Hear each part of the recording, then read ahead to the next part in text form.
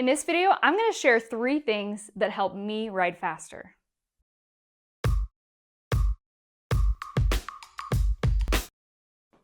I want to start out this video by saying I am not a racer.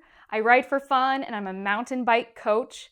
And speed isn't even one of the most important elements that needs to be present for me to have fun on my bike. However, since I've started mountain bike coaching, there are a few skills that I've been working on myself. And I've noticed since I've worked on these things, they have had the unintended but quite pleasant side effect of making me ride a little bit faster. So I'm going to share those with you. Before we get into the video, just a quick word about the sponsor of today's video.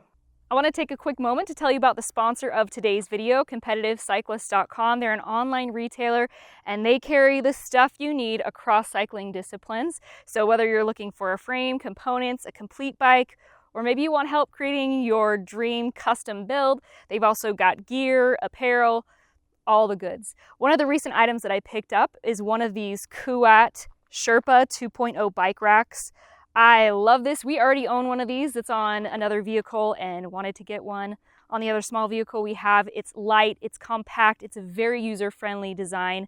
When you fold it up, it's so low profile, it's easy to leave on all the time, but in the event that I do need to remove it from the car, it is so light and easy to use that I can get it on and off by myself in about 30 seconds. So I'm a big fan of the Kuat Sherpa 2.0. Make sure you check this out and anything else you need for your cycling needs at CompetitiveCyclist.com.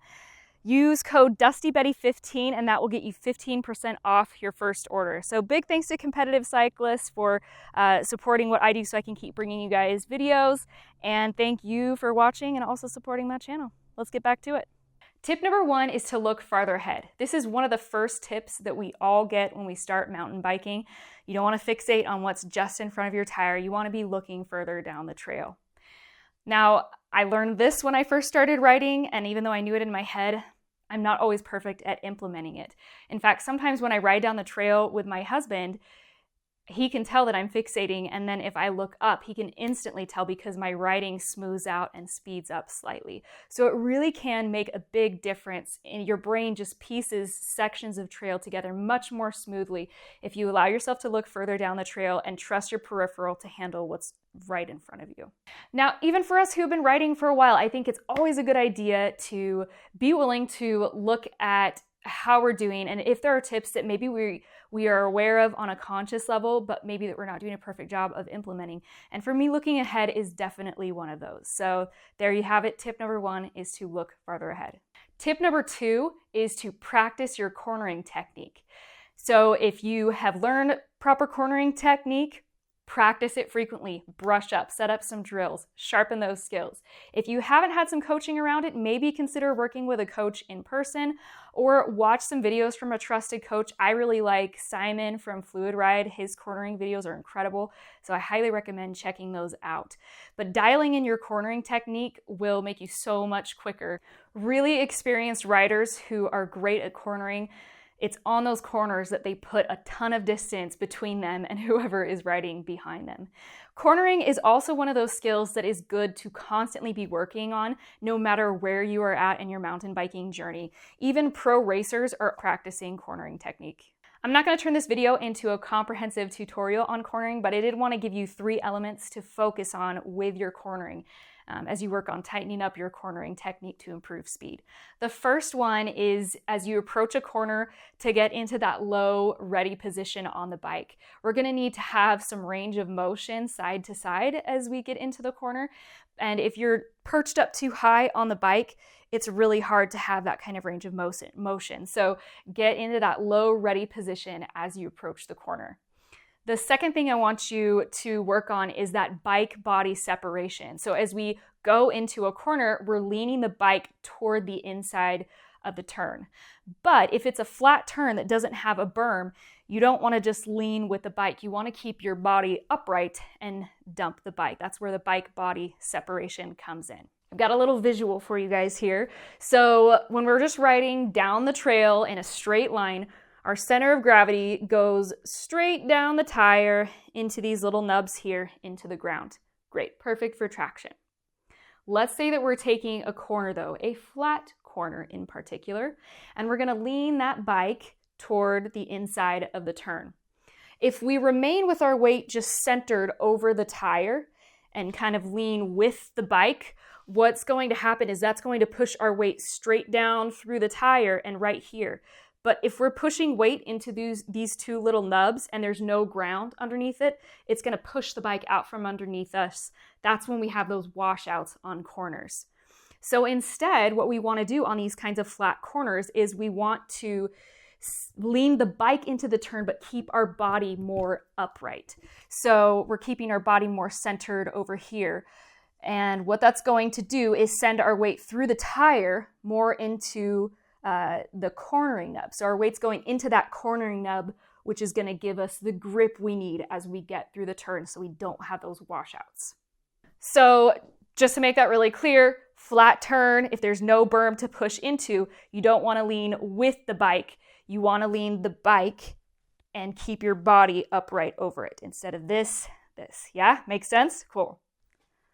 A third quick little thing to think about as you're doing your cornering is to practice getting most of your stopping done right before you get into the turn so that you can let off the brakes. Now, this takes some practice to get comfortable with, but even just doing what you're comfortable with, try to do as much of the braking as you can. Try to let off those brakes as much as you can in the corner, and you'll get more comfortable over time doing that. So it's okay to practice this in increments, but this will make a really big difference. It'll give you a lot better traction on those corners. I know I said I was only going to give you 3 little tips on cornering, but I'm going to give you one more bonus tip because this one is a really big one. It's to remember to look ahead of the turn. A lot of times when I'm teaching cornering, people, they look through the corner with their eyeballs, and they're just having a hard time making those tighter turns, those sharper turns.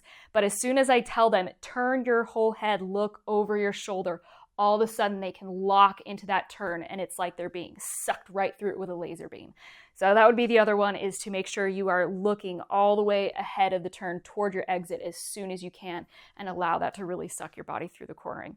There's tons more to know about cornering, so please don't consider this comprehensive.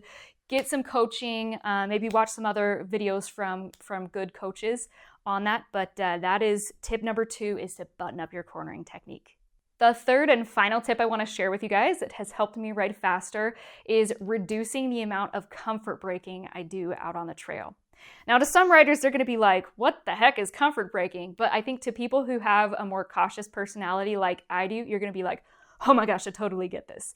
So a great way to figure out how you're doing in terms of, whether or not you're doing a lot of comfort braking is to go on a ride and just be really aware of when you're braking and how you're braking and why you're braking. What this did for me was it helped me realize there are a lot of situations where, without even thinking about it and without even really needing to, I'm just kind of dragging the brakes. And so just by reducing that and being more aware, like, do I actually want to be braking in this situation? No, I do not. And I would kind of let up and just use braking deliberately. One thing I want you to know about reducing the amount of comfort braking you do is that you can do it incrementally. So I don't want you to think that I'm suggesting you go out on the trail and just let off the brakes and just fly all over the place completely out of control and quicker than you feel ready to go. I want you to ride at a pace that you feel you can absorb what's coming at you and respond to it safely. But I do want you to be more aware and learn to brake deliberately so that you're not just braking out of habit when it doesn't really need to happen. So there you have it. Those are the 3 skills that helped me learn to ride faster. Just to review, 1 is looking further down the trail. Number 2 is tightening up your cornering technique. And number 3 is to learn to reduce your comfort braking. I want to hear from you guys in the comments. Can you relate to any of these 3 tips that I shared contributing to riding faster? And also, what other skills and tips do you have that helped you learn to ride faster? Don't forget to head over to competitivecyclist.com and use code DustyBetty15. I want to thank you guys so much for watching this video, for supporting what I do. Thanks for getting involved in the discussions here in the comments as well as on my Instagram. I always love chatting with you guys. Get dusty.